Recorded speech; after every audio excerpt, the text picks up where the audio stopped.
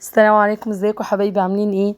النهارده الفيديو اللي انا هتكلم فيه عن الفراخ وعن طريقه غسيل الفراخ كويس جدا، وايه هي التركات البسيطه اللي بنشيلها وبنعملها علشان ما يبقاش فيه ريحه زفاره خالص. ودي حاجات مهمه جدا جدا في اكلنا كل يوم. تمام، بس دوت مخصص للفراخ. عندي هنا دي وراك، انا جبتها وغسلتها. تمام.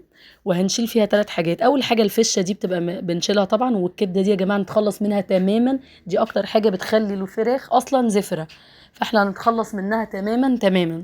تمام. هنشيل الكلام ده كله. وعندي الحته اللي تحت في الحرف دي، اللي هي عند في حرف الوراك، في اسفل الوراك كده. بنقول عليها الزلموكه، بنقول عليها معرفش يعني الناس بتسميها ايه.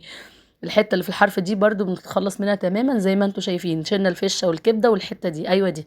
تمام كده، خلصناهم. تالت حاجه بقى واهم حاجه هي ايه؟ هي الطبقه اللي هي اللزجيه ديت، اللي ما بين الجلد بتاع الفراخ وما بين اللحم نفسه.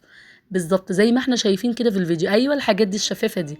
الحاجات دي بقى بنغسلها كويس قوي تحت الحنفيه، ونفضل نتخلص منها على قد ما نقدر. تمام. ونشطف الفراخ كويس قوي، وبعدين هنعمل لها المحلول بتاعنا. يعني نخرم الفراخ بالسكينه يا جماعه. وده مهم جدا عشان حتى تشرب التتبيله، ولما تستوي ما يبقاش فيها اي دم او اي حاجه.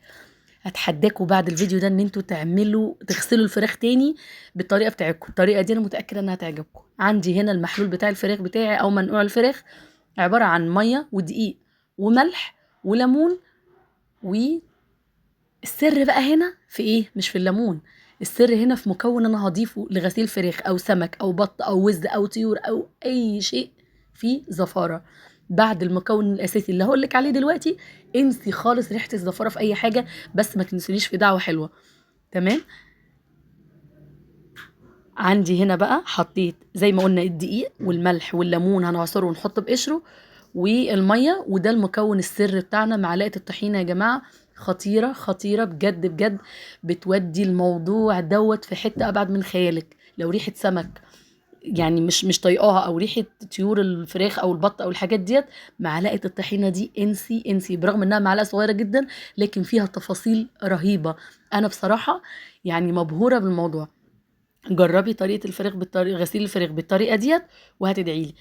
كمان هكمل لكم الفيديو في تتبيله الفراخ، وهي عباره عن بصل وفلفل اخضر وليمون وطماطم. وهنضيف الكلام ده كله في الخلاط وهنضربه، ممكن بالمبشره. تمام. انا ضربته في الخلاط بس ما نعمتوش قوي. طبعا الليمون انا هحط بقشره، هعين البذر وهعين الحرف بتاع الليمون وهضيفه بقشره. ودي حاجه مهمه قوي، هي برضه هتخلي لك الفراخ خطيره. تمام. بقيه المكونات بتاعتنا ضربناها في الخلاط، وهننزل عليها بالتوابل. التوابل بتاعتنا عباره عن ملح وماجي بودر وفلفل اسمر وبابريكا وتوم بودر وبصل بودر وحبهان ورق غار. توابل فراخ، معلقه شرق اقصى. وطبعا الحاجة الأساسية الروزميري. الروزميري في الفراخ سواء مشوية أو هتعمليها في شوربة مسلوقة هتبقى ملهاش حل. بجد بجد. الروزميري يا جماعة بيوديها في حتة تانية خالص. المكون دوت اسمه شرق أقصى. دي توابل بتبقى موجودة برضه عند العطار، رهيبة رهيبة رهيبة. ومعلقة من الكاري. خلاص كده أنا كده قلت كل المكونات بتاعتي بتاعت الفراخ بتاعت التتبيلة بتاعتي. التتبيله دي روعه فوق الروعه يا جماعه. يعني نغسل الفراخ كويس ونجهز التتبيله بتاعتنا، وندعك بيها الفراخ حلوه قوي ما بين الجلد وما بين اللحم وفي الحتت اللي احنا فتحناها فتحات بالسكينه دي.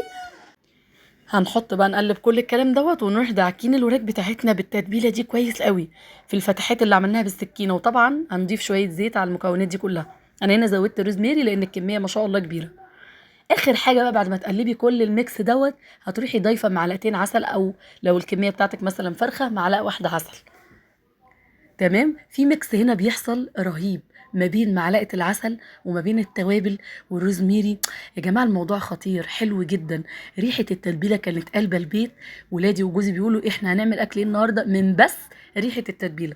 تخيلوا بقى العظمه ديت لما تخلص وتستوي وتبقى مشويه كده وجميله بعد النظافه اللي انتوا شايفينها ديت. الفراخ بيضه قشطه يا جماعه زي الفل. بجد بجد الموضوع حلو جدا. طريقة الفراخ ديت ما ببطلش اعملها بطريقة التتبيلة دي.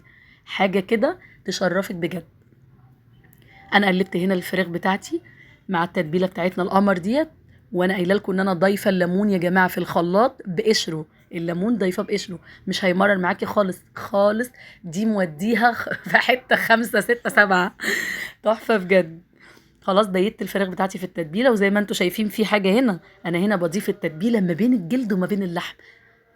بيتناها في التلاجة وحطيناها في الصواني بتاعتنا وشويناها، وبقت بالشكل اللي انتوا شايفينه دوت.